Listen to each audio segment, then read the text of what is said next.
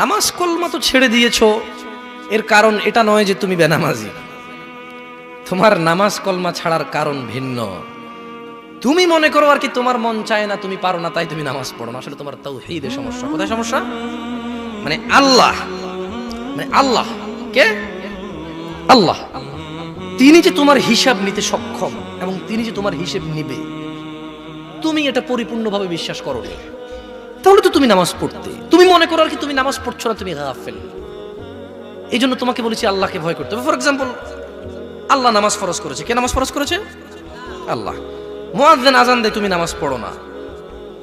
তুমি মনে করো তোমার দান সাদাকা তোমাকে উদ্ধার করবে? তোমাকে ভুল শিখিয়েছে।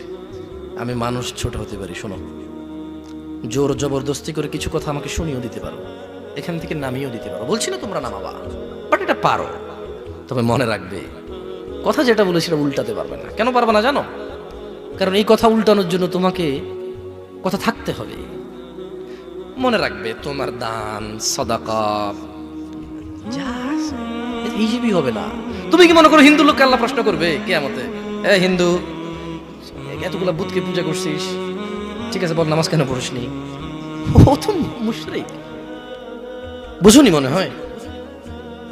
এটা স্কুল, এখানে আমি পড়ি না, আমার কি পরীক্ষা হবে? বুঝে দিতে পারিনি মনে হয়। তো যে মুশরিক, তার নামাজ রোজা হজ যাকাতের হিসাব কিসের হিসাব? সে তো অলরেডি এমন অপরাধী যা ক্ষমাযোগ্য নয়। যা কি নয়? ক্ষমাযোগ্য নয়। একজন বেনামাজি মানুষ, সে মনে করে নামাজ না পড়া শুধু নামাজ না পড়া, অথচ আল্লাহর নবী, যে একটু আগে বললাম, আল্লাহ বলেছে যদি তোমরা আল্লাহর ভালোবাসা পেতে চাও তাহলে রাসূলের অনুসরণ করো। রাসূল বলছে যে নিশ্চয়ই কাফের এবং মুশরিকের মধ্যে আর আমাদের মধ্যে পার্থক্য হচ্ছে নামাজ। তুমি মনে করো নামাজ না পড়া। ওই যে তুমি খুঁজে পাও না মুসলমান কিভাবে শিরিক করে, এই যে নামাজ না ছাড়লে শিরিক হয়। দেখো, আমি অনুবাদক, এখানে যারা বুখারী পড়ায়, মুসলিম পড়ায়, তিরমিজি পড়ায়, হাদিস তারা পেয়েছে না। হানাফি, শাফি, মালিকি, হাম্বলি, তিরমিজি, আবু দাউদ নাম দিয়ে তুমি পরিবর্তন করে গোপন করতে পারো, কিন্তু আছে।